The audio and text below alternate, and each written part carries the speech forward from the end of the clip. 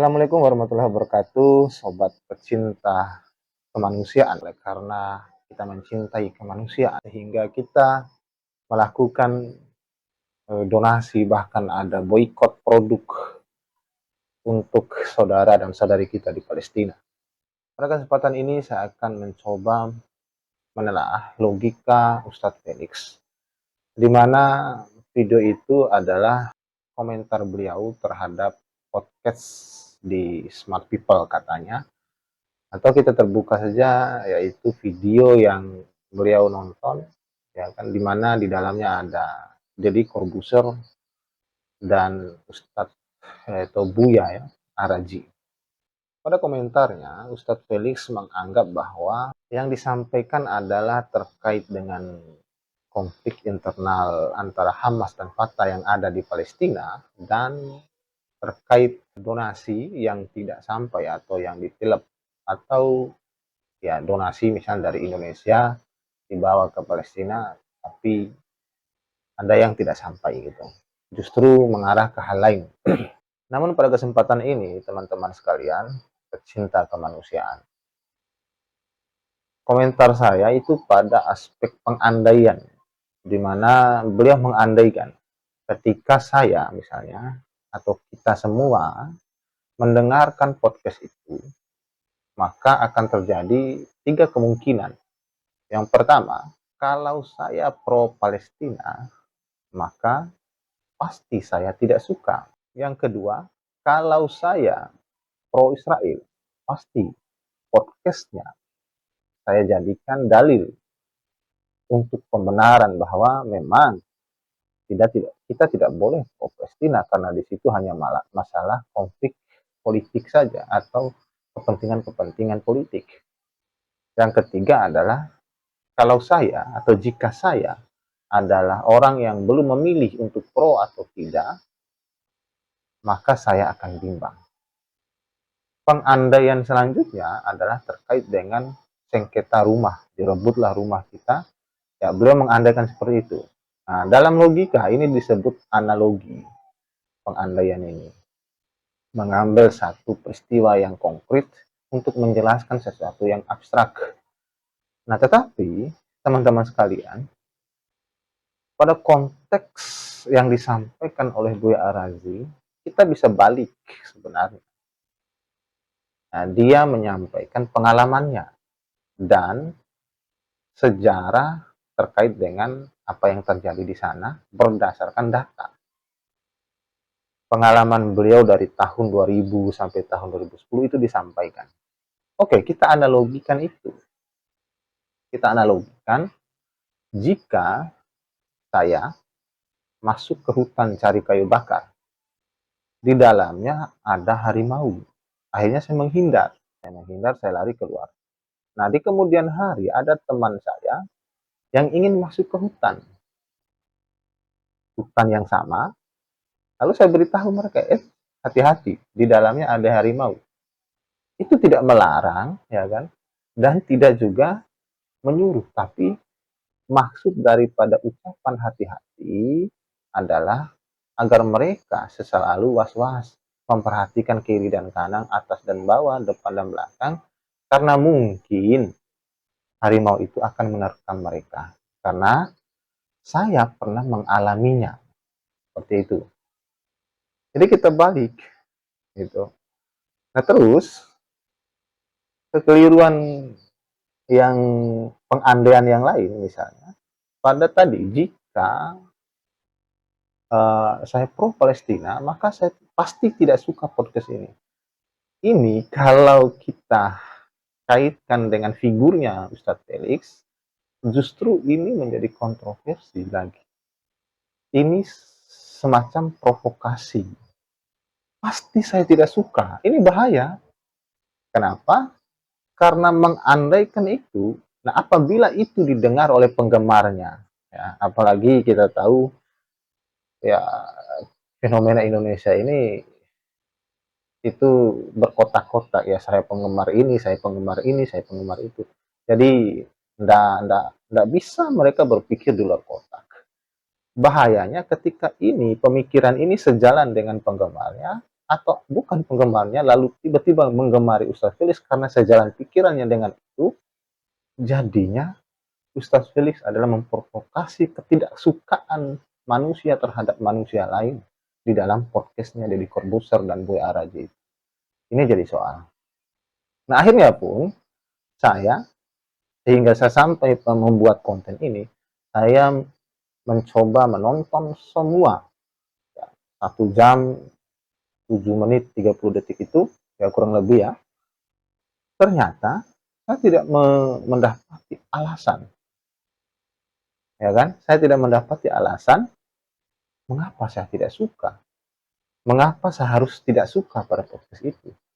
Justru saya secara pribadi dan saya juga mendonasikan apa yang saya miliki, ya kan. Saya tidak melihat atau mendapati ada faktor atau sebab sehingga mengakibatkan saya tidak suka pada podcast itu. Justru itu refleksi supaya kita terus berhati-hati. Jadi kesimpulan yang saya dapatkan dari apa yang disampaikan oleh B.A. Raji dalam podcast itu hanya sebuah refleksi yang menggunakan dalil-dalil data dan refleksinya menggunakan pemikiran yang bersifat spekulatif. Ya karena memang latar belakang beliau adalah filsafat juga. Nah terus yang kedua pengandaian Ustaz Felix adalah tentang kalau saya pro Israel maka saya akan jadikan dalil pembenaran. Oke, kalau itu dijadikan dalil pembenaran, justru saya sebaliknya. Ya, saya tidak sependapat dengan Ustaz Felix karena kalau mereka lebih berpikir kritis lagi yang pro Israel ini, justru mereka akan tercengang dengan isi podcast ini karena ada orang yang membahas hal di balik. Artinya nanti resiko apa ya bahasanya, akibatnya nanti secara sosial jika masyarakat Indonesia itu berpikir saja sedikit, maka yang terjadi adalah mereka akan lebih hati-hati. Maka bagi yang pro Israel pun mereka juga akan hati-hati karena sudah ada orang yang membahas soal apa di balik genosida Palestina ini. Apakah ada hal-hal lain gitu. Itu yang coba dikupas di sana. Berdasarkan pengalaman pribadinya Ustadz atau Buya Arazi ini dan berdasarkan data-data yang beliau dan timnya kumpulkan. Nah, tetapi itu pengandaian yang lagi-lagi saya katakan itu keliru sekali oleh Ustadz Felix Yao.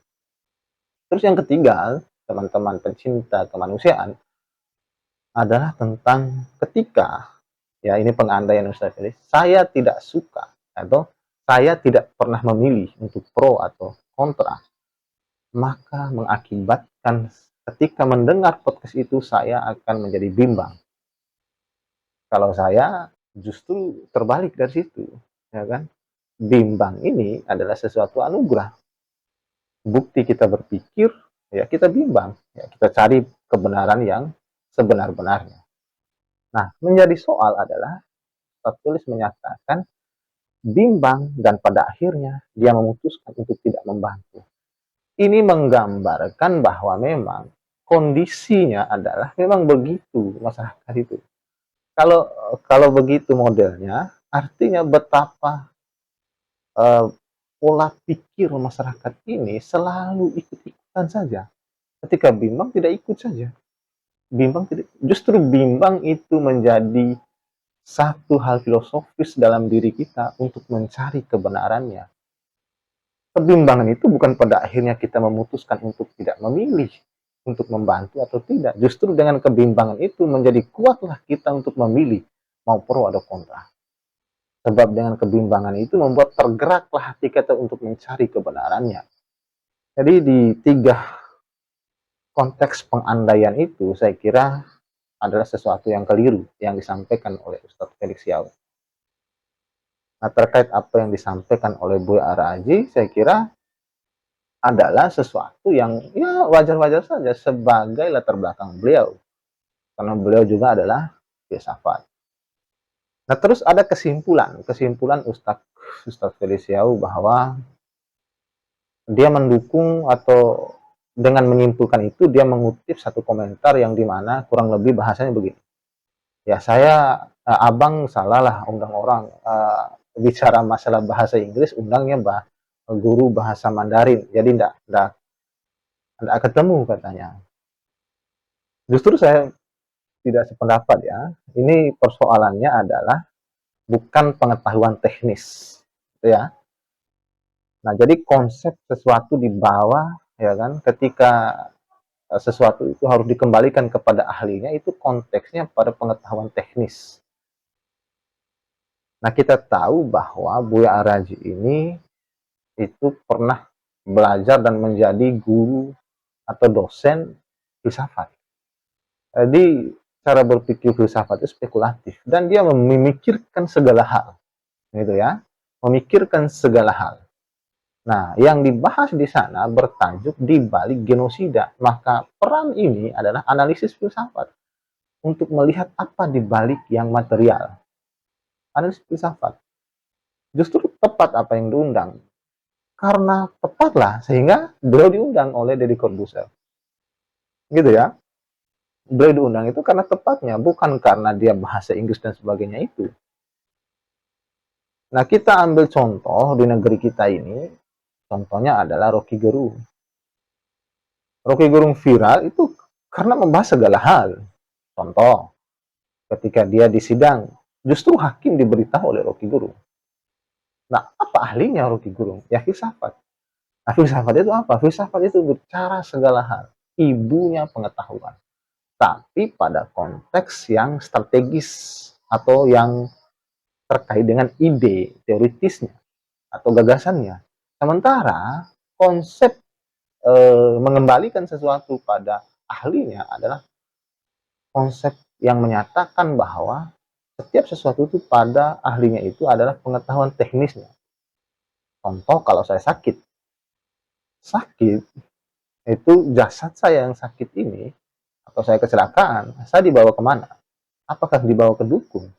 Bisa jadi kalau ada pengetahuan teknisnya semacam obatan-obatan apa yang harus dibawa ke sana. Tapi secara konteks idenya, nah maka filsafat berperan di sana, analisanya di sana. Nah, gitu. Nah, jadi teman-teman pencinta kemanusiaan, saya ingin katakan bahwa boleh kita menggemari seseorang, baik itu ustadz atau penyanyi atau mengidolakan siapapun. Tapi jika mereka salah, katakan salah. Jika mereka benar, katakan benar. Jangan karena penganalisaanmu itu sejalan dengan mereka, atau kamu ngikut saja sejalan dengan mereka, akhirnya kamu mencemooh yang lainnya. Cobalah berpikir di luar kotak. Jangan batasi pikiranmu di dalam kotak. Jadi kebanyakan kita ini ya ketika menonton sesuatu atau membaca sesuatu itu tidak sampai keseluruhan, hanya sebagian lalu komentar. Jadi kesannya adalah itu asal komentar, tidak ada faedahnya teman-teman. Kalau ada hal-hal yang viral, jangan langsung dimakan mentah-mentah. Minimal Anda analisa dulu, tanyakan pada orang-orang yang paham soal itu. Baiklah, akhirul kalam, saya ucapkan billahi taufik wal hidayah. Wassalamualaikum warahmatullahi wabarakatuh.